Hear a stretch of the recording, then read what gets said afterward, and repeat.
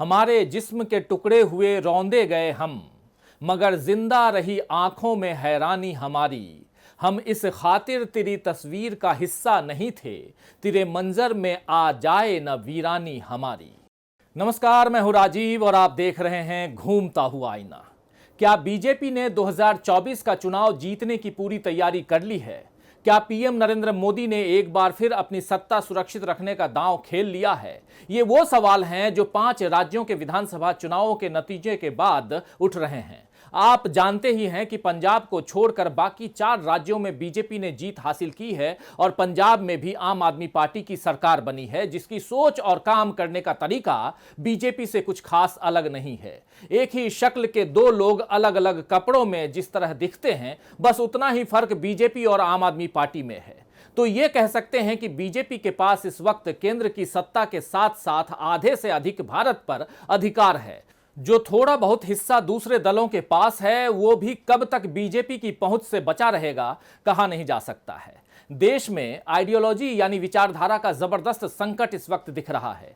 कांग्रेस या वाम दल जैसे दल जो राजनीति में आदर्शवादी विचारधारा और संविधान को तवज्जो देते रहे हैं, अब उनका साथ देने वाले लोग बहुत कम बचे हैं। दल बदल की राजनीति पहले से कहीं अधिक घातक रूप में अपना असर दिखा रही है और रही बात जनता की, तो उसे मुफ्तखोरी का चारा देकर सत्ता का शिकार बनाया जा चुका है। 5 किलो अनाज के बदले लोग अपने भविष्य का सौदा करने में लगे हुए हैं और दुख की बात यह है कि इस पर कोई उफ तक नहीं कर रहा है। अब महंगाई, बेरोजगारी रिकॉर्ड स्तर पर जा चुकी है और रोजमर्रा की जो दिक्कतें हैं वो भी बढ़ चुकी है, मगर जनता न नाराज दिखती है, न हालात से जूझने की क्षमता उसमें बाकी दिखती है। उसे खैरात की तरह मिलने वाला अनाज ही जीवन की उपलब्धि लगने लगा है। उस पर भी सरकार जब नमक का कर्ज याद दिला देती है तो जनता ये मान लेती है कि अब हमारा भविष्य इन्हीं के हाथों में सुरक्षित है। पहले देश में विपक्ष का भी अपना दबदबा होता था, जो जनता के हक की आवाज सरकार के सामने उठाता था। अब मोदी सरकार के आने के बाद विपक्ष खुद ही दबा हुआ दिखता है। संसद में 2-4 सांसदों को छोड़कर ऐसा कोई सांसद नहीं दिखता है जिसकी आवाज को जनता सुनती हो। संसद में भले बीजेपी का डंका बजता हो, लेकिन यह हमारे देश की कड़वी सच्चाई है कि इससे अधिक कमजोर संसद पहले कभी नहीं रही। और अब मौजूदा राजनीतिक हालात ये बता रहे हैं कि आने वाले कुछ सालों में हाल इससे भी बुरा होने वाला है। लेकिन जहां अंधेरा घना होता है, वहां रोशनी की एक किरण भी हमारे सहारे की तरह लगती है और इस वक्त ऐसी ही रोशनी फिर से कांग्रेस से ही आती हुई दिख रही है। जी हां, कांग्रेस ने एक बार फिर देश को संभालने की तैयारी कर ली है। तो आज आईने की नजर से पड़ताल करेंगे कि आखिर क्या है कांग्रेस की रणनीति। एक तरफ संघ ने 2024 जीतने से लेकर 2029 तक की बिसात बिछा दी है, लेकिन क्या अपने मंसूबों में कामयाब होगा संघ? लेकिन सबसे पहले देखते हैं कांग्रेस के हल्ला बोल की, जो सोए हुए देश को जगाने का काम कर सकता है। विधानसभा चुनाव खत्म होते ही और बीजेपी के फिर से 4 राज्यों में सत्ता पर आने के बाद से एक बार फिर महंगाई अपना भयानक रूप दिखाने लगी है। जनता में हाहाकार है, लेकिन सरकार बेपरवाह है। अब एक तरफ सरकार के कानों तक आवाज पहुंचाने और दूसरी तरफ उम्मीदें छोड़ चुकी जनता के मन में आशा की नई किरण जगाने के लिए कांग्रेस ने देश भर में हल्ला बोल की तैयारी की है। कांग्रेस के महासचिव और प्रभारियों की इस शनिवार को एक बैठक बुलाई गई थी, जिसमें निर्णय लिया गया कि 31 मार्च को महंगाई के खिलाफ कांग्रेस का देशव्यापी आंदोलन होगा। एक तरफ आसमान छूती महंगाई और दूसरी तरफ पेट्रोल और डीजल की बढ़ती कीमतों को लेकर कांग्रेस 31 मार्च से 7 अप्रैल तक महंगाई मुक्त भारत अभियान शुरू करेगी। इस आंदोलन के लिए थाली बजाओ महंगाई भगाओ नारा दिया गया है। आप जानते ही हैं कि 2 साल पहले जब कोरोना ने अपना असर दिखाना शुरू किया था, तो उस वक्त स्वास्थ्य सुविधाओं को बेहतर करने और पहले से लोगों को राहत पहुंचाने की जगह मोदी जी ने बालकनी में आकर थाली पीटने और ताली बजाने का आह्वान लोगों से किया था। उस वक्त आम जनता ने तो ये सब किया ही, हमारे बॉलीवुड के बड़े सितारे भी बालकनी में आकर थाली पीटते दिखाई दिए। विश्वगुरु कहलाने वाले भारत की ये बेवकूफ़ी सारी दुनिया ने देखी। इस शोर से कोरोना तो दूर नहीं हुआ, बल्कि उसके बाद जो कहर इस महामारी का बरपा, उसका खामियाजा भी आम जनता ने ही भुगता। अब एक बार फिर मोदी जी महंगाई के मामले में जनता को कोई राहत पहुंचाते नहीं दिख रहे हैं, बल्कि रूस और यूक्रेन संकट को इसके लिए जिम्मेदार ठहराया जा रहा है।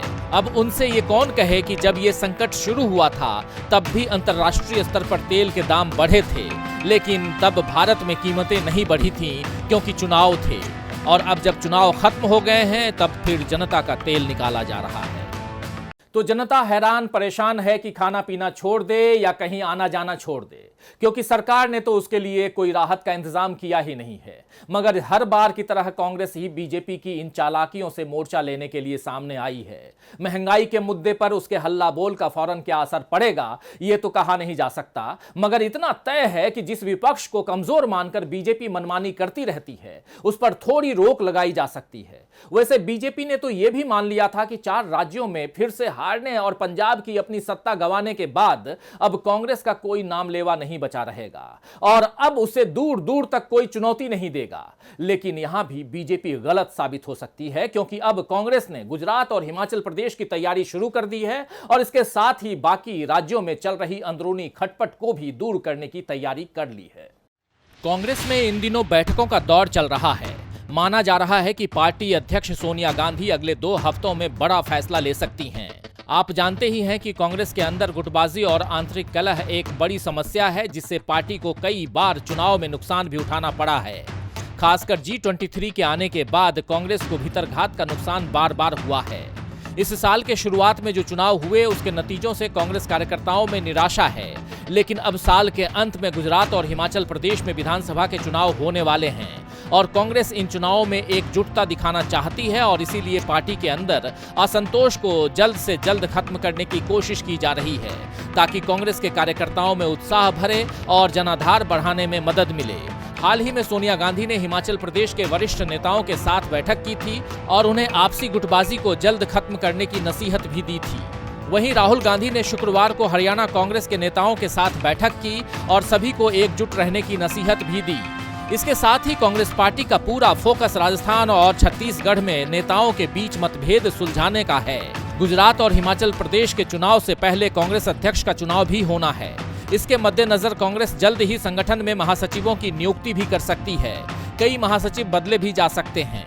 खबर है कि करीब 20% नए चेहरों को मौका दिया जा सकता है। इस बीच एक खबर ये भी आई है कि प्रशांत किशोर एक बार फिर कांग्रेस के साथ काम करने को इच्छुक हैं और वो भी उस गुजरात में जो मोदी जी और बीजेपी दोनों का गढ़ है। खबर के मुताबिक प्रशांत किशोर के पूर्व सहयोगी सुनील कनुगोलू ने पिछले महीने कांग्रेस पार्टी के साथ काम करना शुरू किया, तो पीके की कांग्रेस के साथ काम करने की संभावनाएं धूमिल होते हुए दिख रही थीं। गौरतलब है कि पीके और सुनील कनुगोलू दोनों ने 2014 में सिटीजन्स फॉर अकाउंटेबल गवर्नेंस संगठन में नरेंद्र मोदी के अभियान पर एक साथ काम किया था। पीके ने उसके बाद अपना रास्ता अलग कर लिया, जबकि सुनील कनुगोलू बीजेपी के साथ काम करते रहे। 2017 के यूपी विधानसभा चुनाव में भी उन्होंने बीजेपी के साथ काम किया था। तो अब सवाल यह है कि क्या कांग्रेस इन दोनों रणनीतिकारों में से किसके साथ काम करेगी या किस पर भरोसा करेगी, क्योंकि दोनों ही पहले बीजेपी के लिए काम कर चुके हैं। और सवाल अब यह भी उठता है कि क्या पीके यानी प्रशांत किशोर को फिर साथ लेने का जोखिम कांग्रेस उठा सकती है। लेकिन इनसे भी बड़ा सवाल यह है कि पीके ने तो कहा था कि वो चुनावी रणनीतिकार की भूमिका अब छोड़ देंगे, फिर क्यों वो कांग्रेस के साथ गुजरात में काम करना चाहते हैं। वैसे कनुगोलू मुख्य रूप से अगले साल कर्नाटक चुनावों पर ध्यान केंद्रित कर रहे हैं, लेकिन उन्हें एक नए सेल का नेतृत्व करने की उम्मीद है जो सभी चुनावी रणनीति को देखता है। खबर यह भी है कि कनुगोलू ने गांधी परिवार को बता दिया है कि अगर प्रशांत किशोर गुजरात और हिमाचल प्रदेश में पार्टी का मुद्दा उठाते हैं यानी पार्टी के साथ जुड़ते हैं तो उन्हें कोई आपत्ति नहीं होगी। तो ये तो हुई कांग्रेस की रणनीतियों की बात, लेकिन बीजेपी और आरएसएस यानी संघ की महत्वाकांक्षाएं भी काफी बड़ी हैं। वो किस रणनीति पर काम कर रहे हैं यह भी समझना है, लेकिन उससे पहले एक नजर डालते हैं योगी कैबिनेट के गठन से, जिससे बीजेपी की भावी रणनीति की भनक लगती है। आइए जरा इस रिपोर्ट को देखते हैं। यूपी में बीजेपी ने बहुमत तो 10 मार्च को ही हासिल कर लिया था, लेकिन आदित्यनाथ योगी और उनके मंत्रिमंडल के सदस्यों ने शपथ ली 25 मार्च को। नई सरकार की मुंह दिखाई के लिए 15 दिनों तक जनता को इंतजार कराया गया। इन 15 दिनों में कई बैठकें हुई और योगी कैबिनेट को इस तरह तैयार किया गया कि जाति, धर्म और क्षेत्र सारे समीकरण साध लिए जाएं। इस बार यूपी में 52 मंत्री बने हैं, जिसमें 2 डिप्टी सीएम, 16 कैबिनेट मंत्री, 14 स्वतंत्र प्रभार वाले राज्य मंत्री और 20 राज्य मंत्री हैं। कैबिनेट में 21 सवर्ण, 20 ओबीसी और 9 दलित मंत्रियों का होना ये बताता है कि बीजेपी 2024 के आम चुनाव की तैयारी में जुट गई है। इस बार 38 विधायक मंत्री बने, जबकि 8 एमएलसी को मंत्री परिषद में जगह दी गई है। 6 ऐसे नेता हैं जो ना विधायक बने ना ही विधान परिषद में हैं, फिर भी उन्हें मंत्री बनाया गया। इन मंत्रियों में 3 नेता संगठन से हैं जिन्हें विधायक या एमएलसी न होते हुए भी मंत्री बनाया गया है। आप जानते ही हैं कि चुनाव भले किसी के चेहरे पर लड़ा जाता हो, लेकिन लड़ता संगठन ही है और इसीलिए अगले चुनाव की तैयारी को देखते हुए संगठन के लोगों को सरकार में शामिल किया गया है, ताकि जीतने की सारी तैयारी अभी से पुख्ता हो जाए। भाजपा में प्रदेश महामंत्री जेपीएस राठौर को स्वतंत्र प्रभार मंत्री बनाया गया है। पिछड़ा वर्ग आयोग के अध्यक्ष जसवंत सैनी को मंत्रालय में जगह मिल गई है और मंत्रिमंडल में एकमात्र अल्पसंख्यक चेहरा है दानिश आजाद अंसारी, जो राज्य में भाजपा के अल्पसंख्यक मोर्चा के महामंत्री हैं। तो इस तरह संगठन के लोगों को मंत्री बनाकर बीजेपी ने कार्यकर्ताओं को संदेश दिया है कि पार्टी के लिए मेहनत करने वालों को इनाम जरूर मिलेगा। उनका इस्तेमाल केवल चुनाव की तैयारी के लिए ही नहीं होगा, बल्कि सरकार चलाने में भी होगा। तो उत्तर प्रदेश, उत्तराखंड, मणिपुर और गोवा में जीत हासिल करने के बाद बीजेपी ने इसे विकास के लिए जनादेश बताया। हालांकि इन राज्यों की हालत देखकर विकास की सच्चाई समझी जा सकती है, मगर फिर भी बीजेपी का जोर विकास के प्रचार में ही रहता है और वो खुलकर जाति की बात नहीं करती है। पीएम नरेंद्र मोदी ने, आपको याद होगा कि कहा था कि राजनीतिक पंडितों को अब जातियों के आधार पर मंत्रिमंडल को देखना छोड़ देना चाहिए, लेकिन यूपी का नया मंत्रिमंडल तो खुलकर जाति की कहानी कह रहा है। बीजेपी ने बड़ी सावधानी से हर एक जाति और हर एक क्षेत्र के नेताओं को मंत्रिमंडल में इस तरह समाहित किया है कि जब जिसकी जरूरत हो उसे भुना लिया जाए। इस बार बीजेपी को सबसे ज्यादा डर, आप याद कीजिए, कि पश्चिमी यूपी में ही लगा था, क्योंकि किसान आंदोलन के कारण यहां बीजेपी के खिलाफ नाराजगी थी। लेकिन योगी सरकार में 23 मंत्री इसी पश्चिमी यूपी से बनाए गए हैं। योगी कैबिनेट में इस बार सिद्धार्थनाथ सिंह, दिनेश शर्मा, श्रीकांत शर्मा और सतीश महाना को जगह नहीं मिली है। माना जा रहा है कि इन लोगों का इस्तेमाल संगठन में किया जा सकता है। बीजेपी की रणनीति साफ है कि अब 2024 और 2029 की तैयारी करना है, मगर इस तैयारी में योगी की भूमिका क्या होगी और क्या अब मोदी और शाह की जोड़ी के बीच योगी का नाम भी केंद्रीय सत्ता से जुड़ जाएगा? ये सवाल अब सत्ता के गलियारों में तैर रहे हैं। यूपी चुनाव के वक्त एक तस्वीर खूब चर्चा में आई, जिसमें पीएम नरेंद्र मोदी सीएम योगी के साथ चहलकदमी करते हुए दिख रहे हैं। उनके कंधे पर हाथ रखकर कुछ समझा रहे हैं। इस तस्वीर को बीजेपी ने एक प्रतीक के तौर पर प्रसारित किया कि पीएम मोदी के नेतृत्व में सीएम योगी आगे भी काम करेंगे। दरअसल इससे पहले राज्य और केंद्र के बीच कुछ तनाव की खबरें थीं, जिन्हें इस तरह बीजेपी ने खारिज किया। इसी तरह शपथ ग्रहण के दौरान मंच पर अमित शाह और आदित्यनाथ योगी का एक साथ आना भी जनता के बीच संदेश पहुंचाने का ही हिस्सा था कि कहीं कोई तनाव नहीं है, क्योंकि राजनीतिक पंडितों ने योगी को शाह के लिए बड़ी चुनौती बताया था, जिनका राज्य में दबदबा बढ़ने का मतलब है कि केंद्र में भी आगे बढ़ने की महत्वाकांक्षा रखना। लेकिन आरएसएस ने बहुत सोच समझकर इस तरह मोदी और योगी और दूसरी तरफ शाह और योगी की छवियां जनता के बीच पहुंचाई, ताकि ये समझाया जा सके कि ये तीनों अपनी अपनी जगह पर रहकर अपनी भूमिकाएं निभा रहे हैं। इससे पहले अमित शाह के मुंह से ही सीएम पद के लिए योगी जी का नाम आगे बढ़ाया गया था। वैसे इन चुनावों में योगी जी का कद पार्टी और जनता दोनों के बीच बढ़ गया है। 2014 के बाद से जितने चुनाव बीजेपी ने जीती हैं, उसमें मोदी और शाह की जोड़ी को ही सारा श्रेय मिलता रहा। राज्य कोई भी हो, सीएम कोई भी बने, नाम मोदी और शाह का ही चला। लेकिन ये पहला चुनाव था जब मोदी शाह के नैरेटिव की जगह मोदी योगी की जोड़ी ने ले ली है। अमित शाह अपनी भूमिका में सक्रिय हैं, लेकिन आम लोगों के बीच मोदी और योगी को लेकर नजरिया बदलने लगा है। ये एक तरह से पॉलिटिक्स शिफ्ट माना जा रहा है और बहुत से राजनीतिक विश्लेषक अभी से मोदी के बाद योगी को उत्तराधिकारी के तौर पर देखने लगे हैं। तो देश में जब हर चीज बदल रही है तो भला बीजेपी इससे अछूती कैसे रहेगी? अटल और आडवाणी की बीजेपी बीते जमाने की बात हो चुकी है, ये हम सब देख ही रहे हैं। और अब शायद वो दिन भी जल्द आ जाए जब मोदी और शाह के दौर की बीजेपी भी गुजरा वक्त बन जाए और नए लोग हिंदू राष्ट्र के सपने को संभालने के लिए आगे आ जाए। यूपी में अभी सत्ता हासिल करने का जो भव्य आयोजन हुआ है, क्या वो किसी भी पॉलिटिकल शिफ्ट का संकेत है? ये सवाल इस वक्त सही जवाब के इंतजार में है। वैसे एक सवाल यह भी है कि क्या मोदी और शाह इतनी आसानी से अपनी शक्ति को किसी और के हाथों में जाते देख पाएंगे? संघ यानी आरएसएस इस सब में किस भूमिका में है, आइए जरा देख लेते हैं।